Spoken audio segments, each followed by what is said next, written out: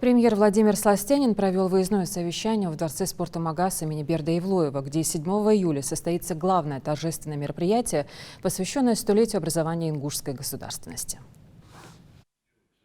Премьер совместно с Кабмином, муниципалами и правоохранительными органами рассмотрели организационные и технические вопросы подготовки к культурно-массовому событию. Необходимо установить резервные генераторы для обеспечения бесперебойного электроснабжения, для работы световой, звуковой и другой аппаратуры. Особое внимание в ходе совещания премьером республики уделено вопросам обеспечения общественного порядка и безопасности на объектах проведения праздничного торжества, а также организации мероприятий по предупреждению чрезвычайных ситуаций и пожарной безопасности. Владимир Сластенин также подчеркнул необходимость дежурства бригад скорой помощи на месте проведения концерта. Необходимо также уделить внимание участникам СВО, членам их семей, а также гражданам с ограниченными возможностями здоровья и обеспечить выдачу им пригласительных билетов, заключил председатель правительства Республики Ингушетия. Также в течение года в населенных пунктах республики пройдут культурные, спортивные и детские мероприятия, посвященные знаменательной дате. Напомним, президентом России Владимиром Путиным в прошлом году подписан указ о праздновании столетия образования Республики Ингушетия.